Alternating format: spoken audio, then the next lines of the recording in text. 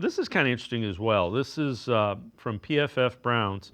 They tweet out Zak Zinter preseason 80.4 pass blocking grade, 48 pass blocking snaps, 0 pressures allowed.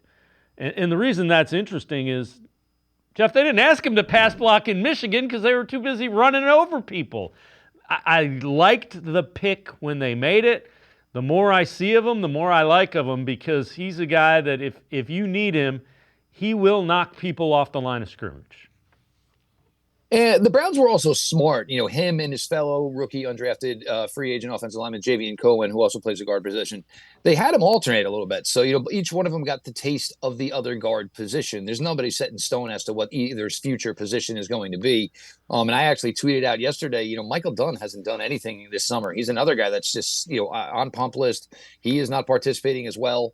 It's not a lot of money, but there's some guaranteed money in there, and it's over $1 million to Michael Dunn this year.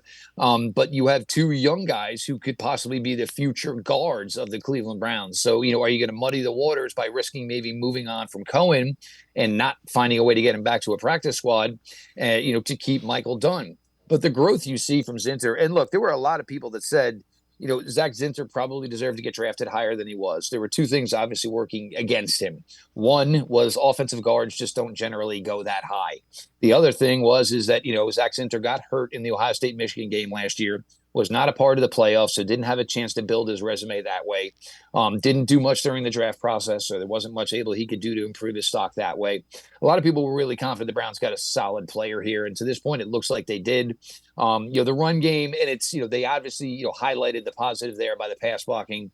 The run blocking has not been there yet, but look, run blocking is supposed to work in unison. So if 3 guys aren't getting it done, 4 guys aren't getting it done, it's highly unlikely that the 5th guy is getting it done as well. But you see that, there's some possible future to this, interior of the Browns offensive line, which has been really good for a really long time. And you do have to face the fact that one day Joel Bitonio's career is going to be over. Wyatt Teller, if money gets tight, Wyatt Teller could be a guy that, the Browns maybe choose to move on from. But, once that happens either way, and, Zak Zinter becomes a guy that's probably going to move into a starting lineup one day, the Browns are going to get some massive, massive cap relief because both their guards make a good amount of money, and you're going to have Zak Zinter, a 3rd-round pick on a rookie contract.